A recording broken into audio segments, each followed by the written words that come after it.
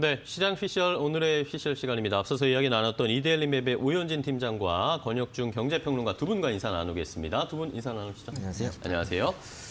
자, 오늘 시장은 일단은 제목에서 보셨겠지만 이제 지난주부터 이번 주까지 격변의 시기인 것 같습니다. 트럼프 대통령이 이제 좀 물러나게 되는 상황이 펼쳐지고 있고 바이든 당선인이 새로운 경제 정책이라든지 전 세계 질서에 대한 패러다임을 제시를 하고 있고 또 여기에다 오늘 공교롭게 또 새벽에 코로나19 백신과 관련된 긍정적인 소식이 들려왔습니다. 물론 아직 되게 작은 단위의 임상이긴 했지만 어쨌든 시장이 이것에 빠르게 반응하는 양상이 좀 나타나고 있는데 자, 먼저 일단 오현진 팀장님과 오늘 시장의 상황부터 좀 체크를 해볼게요. 일단은 뉴욕 시장은 급등, 유럽 시장도 지수 전체적으로 막 올라가는 양상이었는데 네네. 우리는 지수는 올라가지는 않네요.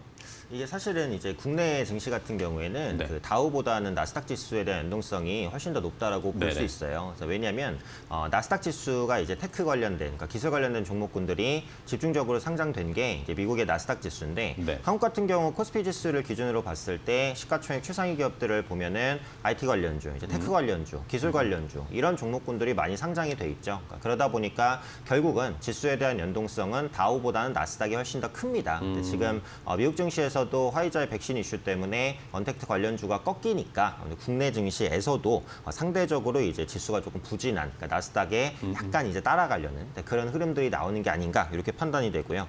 그러니까 결국은 수급인데 사실은 이 백신에 대한 의심이 아직은 있다라고 보시는 게 맞아요. 만약에 이 백신에 대한 확신이나 이런 부분들이 더 강했다면 네. 오늘도 외국인과 기관 투자자들이 최소한 순매수로 출발은 해줬어야 되는 게 아닌가 싶은데 그러니까 현재 시점에서도 순매도로 출발을 했고 오늘 보시면은 미국 증시처럼 그 텍트 관련된 종목 급등 출발, 그러니까 면세점, 항공, 유통 이런 종목 급등 출발, 그리고 네이버, 카카오, 마일서포트, 마스크 관련주 이렇게 언택트 관련된 종목군들이 하락 출발했으나 지금 진행되는 과정을 보면 급등했던 텍트 관련된 종목군 좀 밀리고요. 그래서 급락했던 언택트 관련주에 저가 매수가 또 들어와요. 그래서 이런 흐름들을 보자면 앞으로 이제 언택트는 끝났구나 이렇게 볼 건 아니라는 거예요. 그래서 아까도 말씀드린 대로 언택트 관련주를 가지신 분들은 조금 더 이제 보유를 해나가시는 관점으로 보시는 게 맞겠다라는 거고요. 네.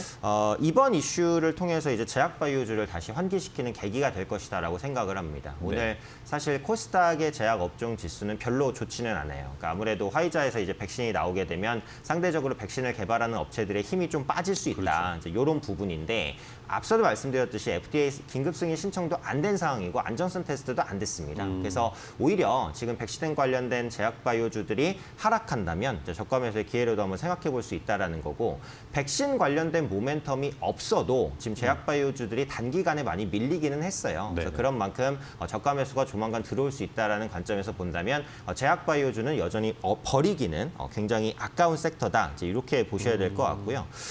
지금 그러니까 이제 포스트 코로나가 될 것이냐 아니면 코로나가 계속 이어질 것이냐 요 기로에 있잖아요. 그러니까 그러다 보니까 언택트를 볼 것이냐 텍트를 볼 것이냐 이런 부분에 대한 불확실성, 걱정 이런 부분들이 많으실 건데 그럴 때는 사실 양쪽을 다 아우르는 섹터를 보시면 되거든요. 그러니까 저는 그게 IT라고 보고 있어요. 그러니까 지금 언택트 환경에서도 서버 디램이라든지 증설, 화상회의, 원격회의 이런 부분 때문에 일부 반도체에 대한 수요가 견인됐고 3분기 하이닉스와 삼성전자 실적 좋았잖아요. 근데 그렇죠. 만약에 포스트 코로나, 그러니까 코로나 시대가 우리의 예상보다 빠르게 해소된다라고 해도 그동안 미뤄졌었던 5G, 사물인터넷, 스마트 팩토리 이런 그 4차 산업 관련된 투자들이 또 진행이 될 것이기 때문에 이건 역시도 또 반도체 업체의 기회 요인이 된단 말이에요. 그래서 지금 시점에서는 시간을 두고 투자했을 때는 IT주에 대한 분할 매수 접근이 사실은 가장 좋은 전략일 것이다 이렇게 보고 있고 그러니까 삼성전자가 이제 잠깐 가격 부담이 생겼다라고 한다면 SK 하이닉스 아니면 IT 장비주에 대한 관심을 가지시는 것도 괜찮다고 보니까 어떻게 보면 지금 약간 불확실한 시대에서 IT주가 좀 투자의 대안이 되지 않을까 이런 생각은 가지고 있습니다. 네. 자, 오현진 팀장님은 말씀해 주신 것처럼 포스트 코로나냐 아니면 코로나 시대가 계속 이어지느냐 이런 거에 대한 우리가 예측을 할 수는 없으니까요. 네네. 그것을 아우를 수 있는 그것에 동반해서 모두 좀 모멘텀을 받을 수 있는 IT 쪽이 역시 어쨌든 해답이다라는 의견을 좀 주셨습니다. 자, 그러면 권혁중 평론가와 조금 더 이야기 나눠볼 텐데 자, 그래도 어쨌든 장기적으로, 중장기적으로 봤을 땐 어쨌든 코로나 백신은 점점점 개발되어서 코로나가 좀 잠잠해질 가능성이 높아지고 있고 트럼프 대통령의 시대도 이제는 막이 내리고 바이든 당선인이 여러 가지 아까 정책 여러 가지 살펴봤지만 이런 것들을 봤을 때 전체적으로 시장과 글로벌 시장에서는 호재로 느끼고 있는 거 아닐까요? 그렇죠. 호재로 느끼고 있고 지금 미국에서는 이런 얘기를 하죠. 팬데믹 루저.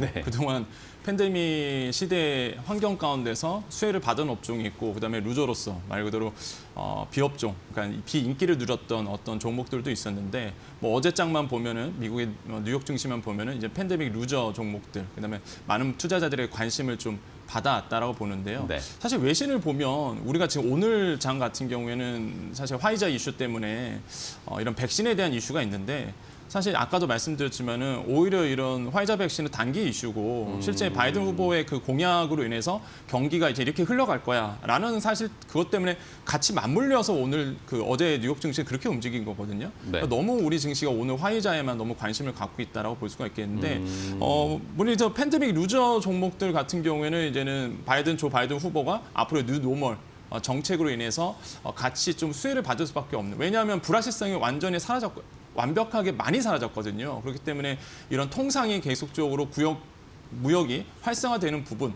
그러니까 무역이 통상이 좀 회복이 되고 통상 정책이 어느 정도 안정감을 찾아가고 무역이 증대된다 그러면 당연히 유가가 오를 수밖에 없고 아까 말씀드린 것처럼 이렇게 경제 패러다임으로 간다 그러면 당연히 항공주에 대한 관심을 받을 수밖에 없어요. 그래서 항공주에 대한 뜨거운 관심이 어제 뭐 뉴욕 증시도 마찬가지고 오늘 아마 우리 증시에도 영향을 계속적으로 미칠 것 같다라고 볼 수가 있겠고요. 그렇게 되면은 뭐 여행주, 항공주들에 대한 관심들, 아무래도 기술주들의 어떤 관심이 떨어지는 부분 이런 부분도 오늘 아마 목격이 가능할 것이다.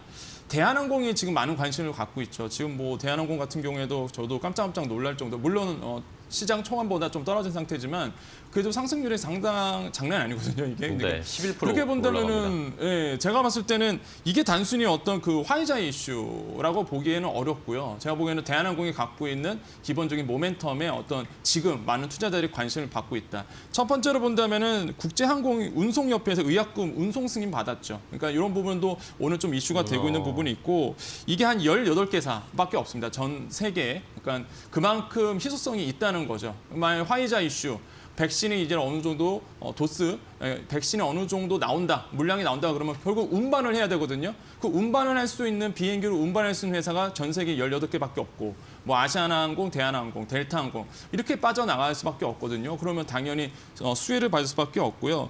그 화물기단 화물기 기종으로 봤을 때는 한 8,000대 분량이라고 합니다. 그러면은 그 수혜를 받을 수밖에 없는 상황이거든요. 전체 항공 화물의 3에서 6% 정도 차지하기 때문에 적은 숫자가 아니에요. 그래서 사실 뭐 대한항공이 오늘 이슈 받은 거 바로 이런 이슈다. 또 한 가지는 이게 단순히 이 이슈뿐만 아니라 2분기 연속 흑자했습니다. 또 세 번째로 본다면은 화물 운송 임금이 이제 상승되는 부분이 운임 상승이 되고 있거든요. 그래서 뭐 아시겠지만 4분기 시즌이에요. 4분기는 뭐 블랙 프라이데이도 있고요. 그다음에 뭐 크리스마스도 있기 때문에 화물 쪽에서는 이제는 시즌이기도 하고 그러다 보니까 아시겠지만 컨테이너선, HMM 주가도 어느 쪽부터 계속적으로 인기를 받고 있는 부분. 이런 화물 운송에 대한 이슈들이 계속적으로 맞물려 있습니다. 그럼 화물 운송이 왜 뜨느냐? 결국에는 이제 조 바이든 후보가 갖고 있던 이제 통상 정책들, 그다음에 앞으로의 불확실성 해소들, 경기가 다시 한번 활성화된다는 이러한 믿음이 이런 어떤 백신과 맞물려서 계속적으로 시너지를 내고 있다는 게 이제 팩트다라고 말씀을 드리겠고 그렇게 본다면은 이제 팬데믹 루저 종목들도 이제는 좀 관심을 어느 정도는 가질 필요가 있다라고 볼 수 있겠습니다. 네. 자, 권혁준 평론가도 코로나와 관련된 최근의 시장 상황 함께 체크를 해봤고 마지막으로 우현재 팀장님께 간단하게 좀 여쭤볼게요. 그러면 어쨌든 코로나 백신과 관련된 모멘텀이 형성이 되고 있잖아요. 그러면은 뭐 오늘 뭐 많이 올라가긴 하지만 여전히 뭐 가격은 바닥 수준이니까 이런 코로나19 백신과 관련된 이제 컨택트와 관련된 패러다임이 찾아오게 되면 어느 쪽을 좀 살펴봐야 그래도 좀 수익을 좀 볼 수 있고 또 위험하지 않을까요? 네, 아까 이제 IT주를 말씀드렸지만 다른 섹터를 한번 보면 역시 네. 중국 소비 관련주를 보시는 게 현재 시점에선 가장 맞다고 생각해요. 네. 화장품 관련주들이 오늘 상승 이후에 약간 주춤하기는 하지만 굉장히 바닥권에서 이제 막 올라오기 시작하는 그렇죠. 섹터입니다. 그리고 광군제 그리고 이제 뭐 미국의 블랙 프라이데이라든지 한국의 코리아 세일 페스타라든지 그러니까 연말이 되면은 일반적으로 글로벌 시장에서 소비 시즌이 이제 진행이 된단 말이죠. 그래서 그에 따른 수혜를 받을 수 있는 섹터가 뭐 전체적으로 화장품주다 이렇게 보고 있고 그러니까 네. 중국이 어쨌든 표면적으로 이제 코로나19를 빠르게 극복하는 모습들이 나타나고 있기 때문에 화장품주에 대한 관심이 좀 필요하지 않을까. 다만 화장품주를 보시려면 단기 성향을 가지신 분들은 하시면은 안 되겠죠. 역시 뭐 연말이라든지 아니면 내년 초까지 굉장히 완만한 속도로 이제 회복될 가능성이 높다라고 보기 때문에 좀 중장기적인 성향에서 보실 분들은 화장품을 포함한 이제 중국 소비 관련주들, 면세점이라든지 카지노 이런 종목군들 좀 복합적으로 보시면 괜찮지 않을까 이렇게 생각됩니다. 네. 자, 오현진 팀장님이 중국 소비 관련주, 화장품주에 대한 앞으로 좀 살펴봐야 된다. 중장기적으로 살펴봐야 된다라는 의견까지 함께 체크를 해봤습니다. 자, 오늘은 이제 바이든 당선인과 이 코로나19 백신과 관련해서 시장이 앞으로 어떻게 좀 패러다임이 달라질지 우리가 어떻게 투자 전략을 세워야 할지 두 분께 자세하게 들어봤습니다. 자, 권혁중 경제평론가 이데일리맵의 오현진 팀장과 함께했습니다. 두 분 말씀 고맙고요. 다음 주에 또 뵙도록 하겠습니다. 고맙습니다. 감사합니다. 감사합니다.